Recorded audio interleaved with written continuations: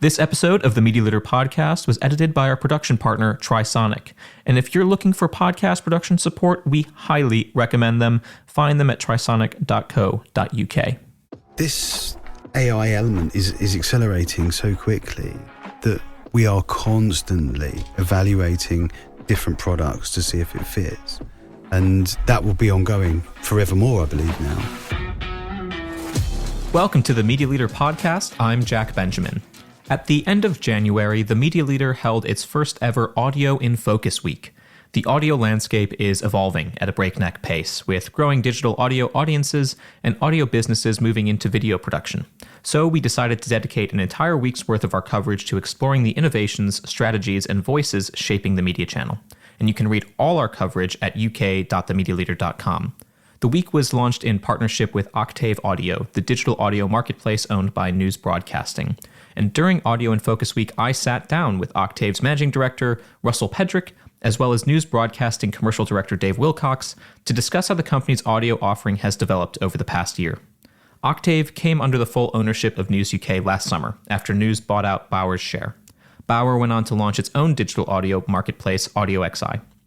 Pedrick was appointed MD in April ahead of the relaunch of Octave, and he's since worked to expand the surface to encompass visual inventory as well, as news broadcasting products TalkSport, Times Radio, Virgin Radio, and Talk Radio transform from radio and podcast shows to visual shows commonly watched online and on TV screens.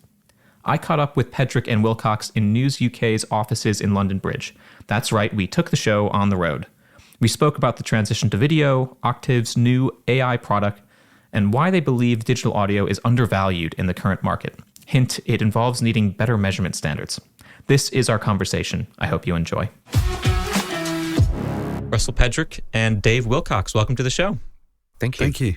And I should say before we begin, big thanks to generously donating this recording space. If any listeners are listening and hear that the audio quality has improved, that's probably because we are in the news building today.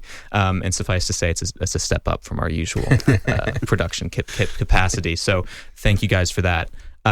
Before we get into any details of what you guys are doing here at News Broadcasting and at Octave, I'm broadly curious how and why both of you got into the media industry in the first place. And Russ, maybe we could start with you. I was hoping you'd start with Dave. You go first, because mine was a lot longer ago, so I've got to try and remember back into the annals of history. Well, funny enough, I did a degree in marketing at university, and quite a few members of my family have been in sales. My dad was a sales director. And I thought, well, I've got marketing, I've got sales, and I sort of started looking at media.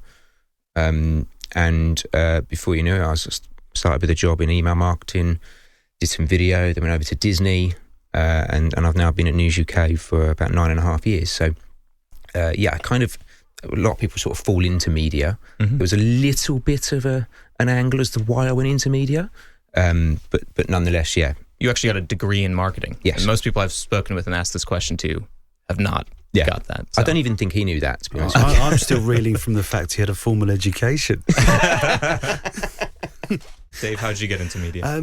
It just fell into it. But I started in regional newspapers, no less, who, suffer quite a tough time nowadays. But I think the main reason I did that was you got a company car, and I was 23, and I thought, why not? And it was a purple Corsa that they used to call the Flying Grape, and it was good grounding. You were going around to businesses, to business owners, and asking them to advertise with you. But again, it was about the heritage of those products. They've been around for hundreds of years, and they had a really solid place in the community. And it was an excellent grounding, And from there, that love of newspapers then sort of transferred into the heady national newspaper market at a time when it was, really flourishing. And I just loved the buzz of it, working to the deadlines. And again, the heritage in something like the Times that's over 200 years old. It's seductive. Which region did you start in? In Kent. Oh, nice. Yeah. Okay. It was, you go into the shop and depending on the shop, they'd probably give you something that they were selling, like some socks or a Cornish pasty, and it was just, it was a different time, but it was great fun. Awesome. Well, Russell, you've been at the helm of Octave now for about 9 months, and I remember chatting with you when you were first named MD. I'm curious what you would say the key priorities have been during the first 9 months, and maybe if you're entering into a slightly different phase now where you've got quite a few months under your belt at this point and maybe looking to do something different or grow? Yeah, absolutely. I think due to the nature of where we were a year ago with, a joint venture business, we were obviously acquiring the brand. So the first thing we had to do was, obviously make sure that we communicated what Octave was to the market. We've obviously evolved Octave from just being an audio offering, now bringing all the brilliant products that news broadcasting has to offer with video, CTV, display, branded content. And I'm sure we're going to get onto it, in just the world of podcasts, how that is no longer just audio, right? So there was that initial phase of communication to the agencies and clients, which we think we did a pretty good job at.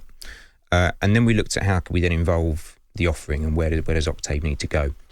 The thing I'm probably most proud of over the first 9 months or so is the launch of Octave AI to, develop that product with brilliant partners at AudioStack in a relatively short space of time, to overcome the legal hurdles, compliance, cybersecurity, data protection, everything that goes with launching an AI product, and rightly so, to then get that out to market in October. And we've had some amazing commercial success already with that. And we're looking to put that forward for a number of awards coming up, because it has genuinely been a really good commercial success. And the most important thing for me is the feedback we're getting from the market is that this is helping us. This is a product that is, we did a brilliant campaign for Sky around the F1, the end of the F1 season, and publicists have given us a brilliant case study. They're really, really pleased with how that's worked. So that's probably my proudest moment. The thing for us this year, and I'm sure we're going to get into this in a moment, is, where's the market going? What's Octave's place in that? How do we continue to grow, both on the audio side, but also the visual side as well? And as I'm sure we're going to discuss, those worlds are combining more and more, right? They're blending. So yeah, we've got some exciting stuff in the pipeline. Almost, how do we go again then in 2026? Yeah, we definitely will get into AV, not just A anymore. You mentioned Octave AI. Just for anyone who doesn't know what that is, that's essentially an automation feature that anyone can come in and sort of plan, buy, do the creative using AI to sort of shorten time and also the cost, presumably, of doing all that work with you. It's exactly that, yeah. It's the ability to create audio, a really high quality audio, creative, time efficiently. Also has dynamic creative capabilities as well, which is the bit that we thought was particularly exciting for it. And then you then start underlaying that with our data and our media offering. You are creating a real end-to-end digital audio solution. I mean, it sounds dreamy, but then there's also the risk element, and it's not just you guys that are doing AI, generative AI creative ads. All the major broadcasters have now announced their own tools for TV ads as well. I imagine the risk associated with an audio ad versus a television ad is probably a little bit lower, in the sense of, I think AI is really good at making human sounding voices. Yeah. And so there's maybe less of that uncanny valley. But do you risk losing too much of the human element throughout the process? No, I mean, we offer both. If someone needs that human interaction and to sit in the studio and write the script and work with the voiceover artist, we can offer that as well.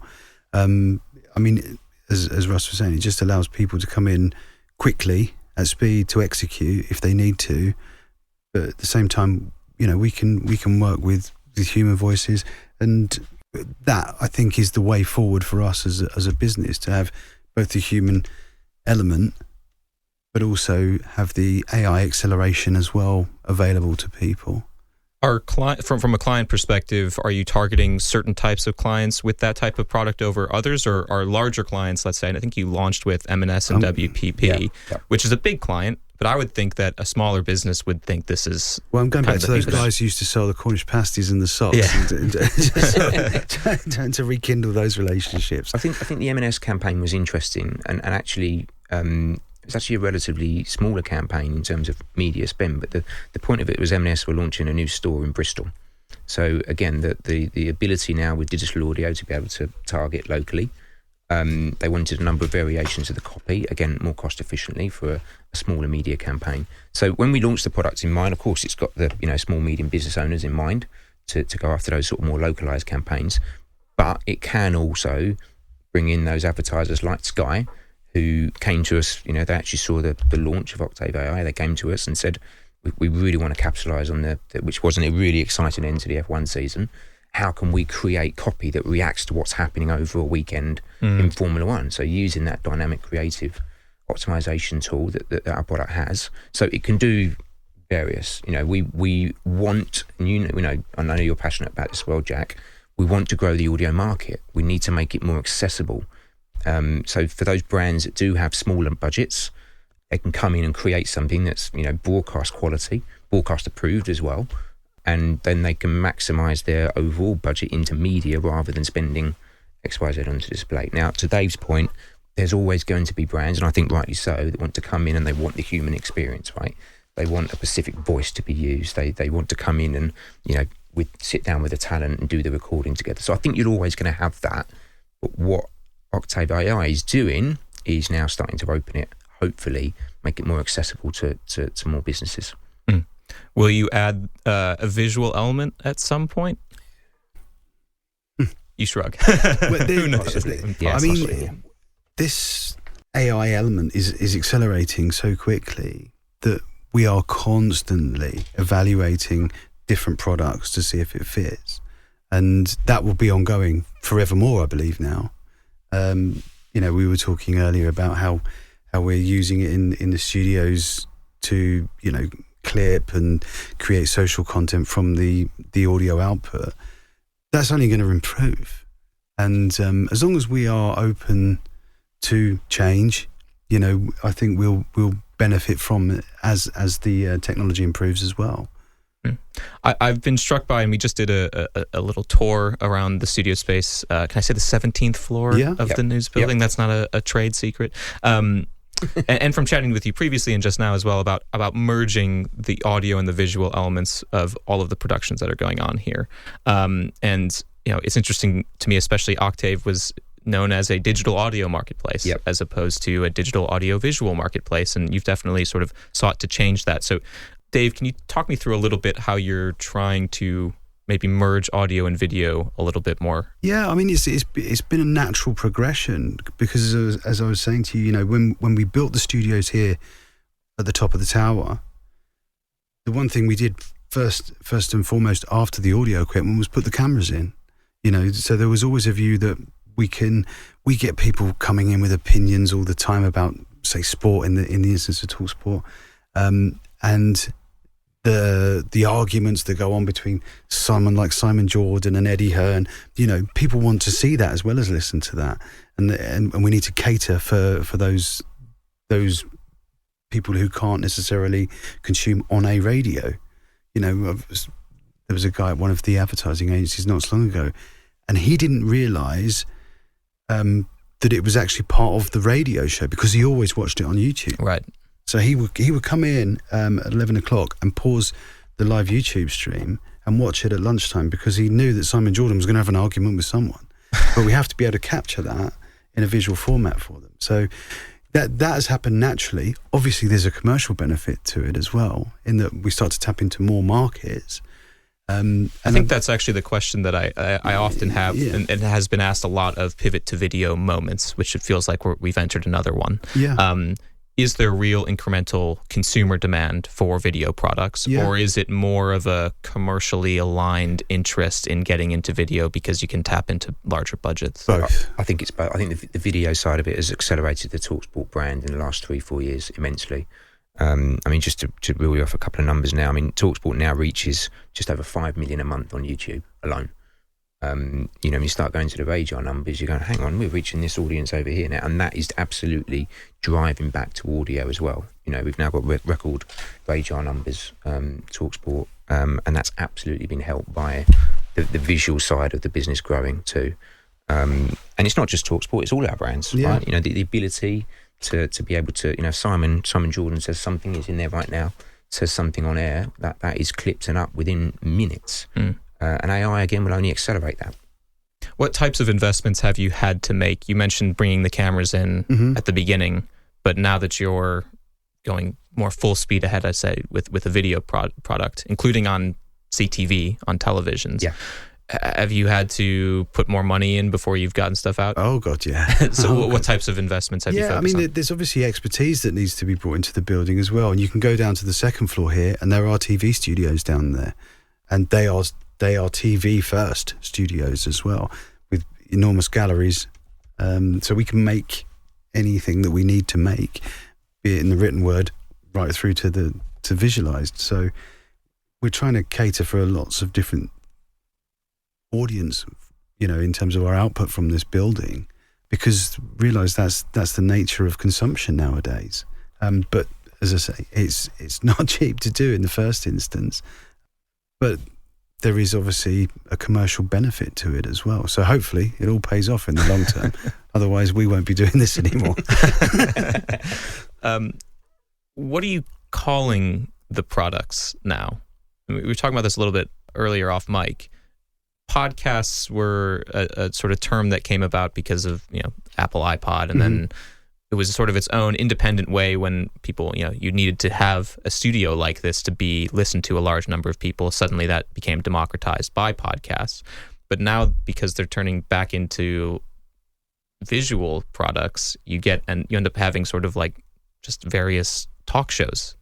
So when you're going to market, are you coming in and saying, we've got this great new podcast, radio show, TV program because it's on CTVs, people can watch on YouTube? How do you present it? We're really lucky. We've got some phenomenal brands in this building. So that's first and foremost what we're in to talk about. You then start to unpeel the layers of that onion in terms of how the client wants their solutions delivered. And we can do that through a number of means, be it through video, be it through podcasts, be it through targeted digital audio advertising, or just in the traditional broadcast S&P sense.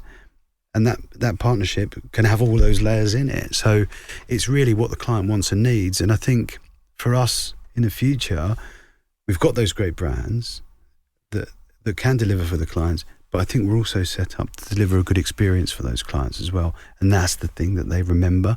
That's the thing that they come back for, is how it is to deal with us, with all those confusing different products that we've got underneath those beautiful brands at the top. Do they get good outcomes and do they have a good experience? Hopefully, yes, in all cases. And that sets us up for the future, I think. I think there was a term being bandied around which was vodcast at one point. We didn't really run with that. Okay. And I think today's point now, and I'll give you an example. We've got a show called the Inside Series, where each of the top Premier League clubs have their own show. Now that show is filmed down in the TV studio downstairs. We get great talent come in. They talk about the club for an hour. That obviously goes out as a show on YouTube.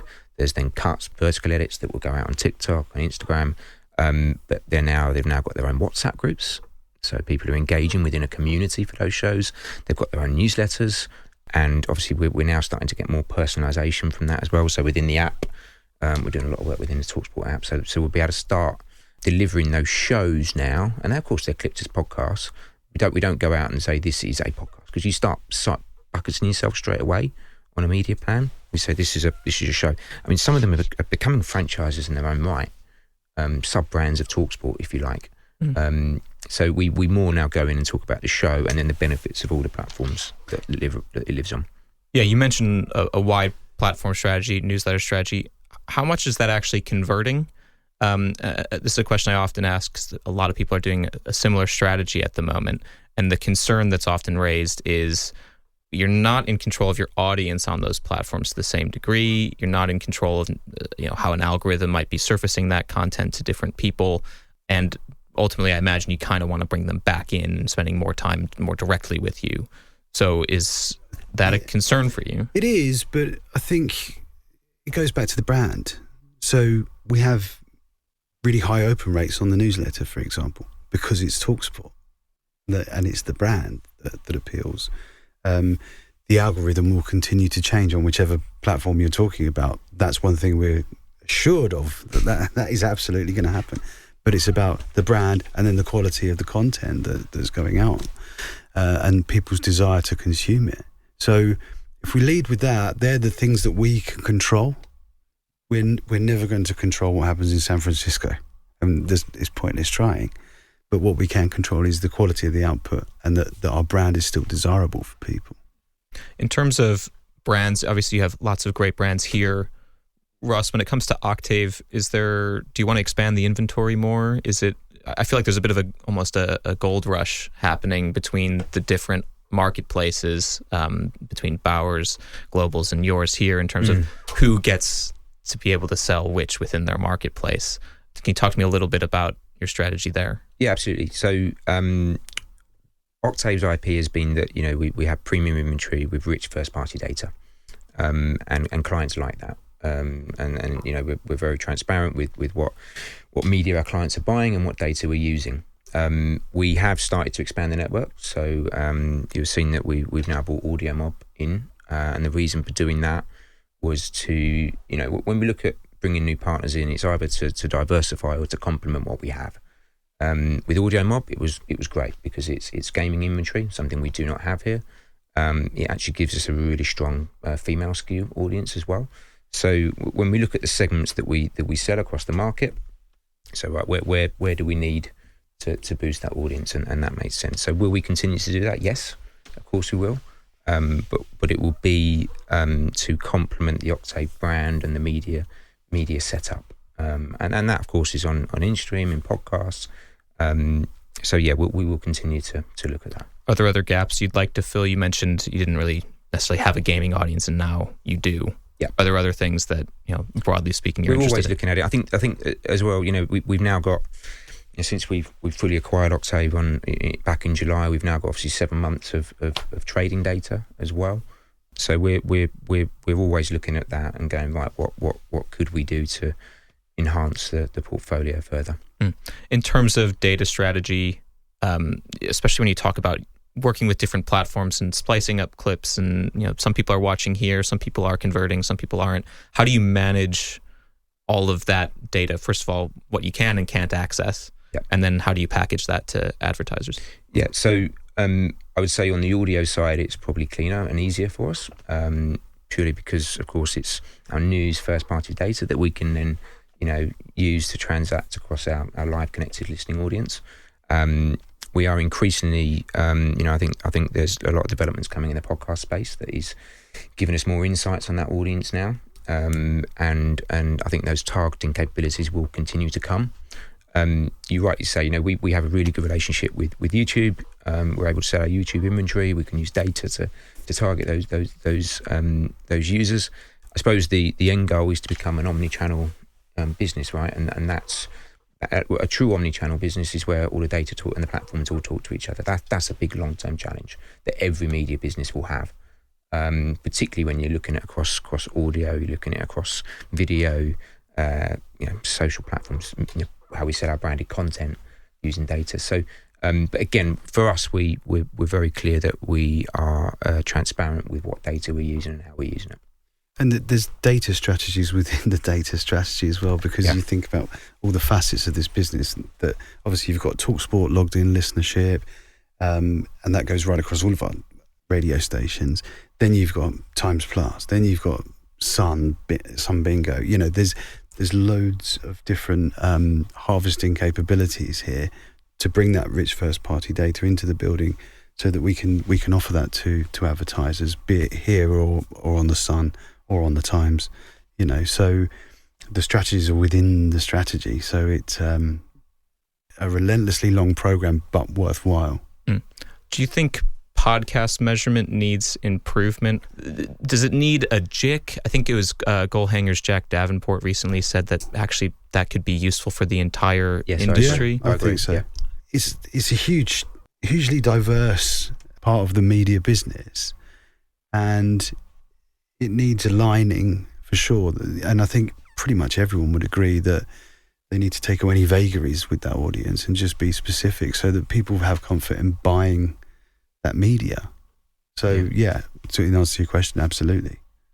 I think it's twofold. I think it's first of all the data that can be used to for advertising. and how targeted it would be. But I think there's something as an industry we need to work on, particularly the core audio players here. Is, we're seeing, it's brilliant that podcasts are now podcasts or shows, whatever you want to call them, but the audio element of it, if you look at the ad spend on podcasts, I mean, the latest numbers 2024, 90 million or so. We expect that to go up when the new numbers come out in a couple of months' time with the IAB. But they're so underrepresented, really, when you look at the amount of money that's going into the audio side of podcasts. Now, we are obviously benefiting from now going out and selling shows. And obviously, when you look at a commercial plan with a media agency, more of that money is now going into the video side of it. And those teams are bigger as well. Yeah, and it's helping us to obviously drive money back into the audio product. Of course it is, and we sell them together. But I think the coming back to the point on data, we need to demonstrate the power of that audio side of it as well.